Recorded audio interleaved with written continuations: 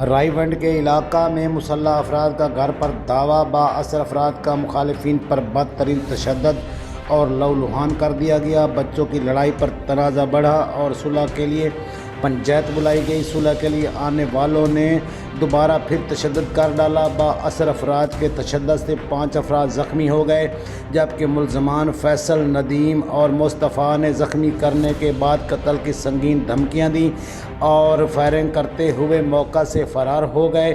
जबकि मुखालिफिन के तशद्दुद से शकील अहमद, अली हसन और नसरुल्लाह शदीद ज़ख्मी हो गए। इन ज़ख्मियों को तिब्बी इमदाद के लिए हस्पताल दाखिल करा दिया गया। Crime reporter Syed Hadi Hussain Shirazi, CT1 news Lahore.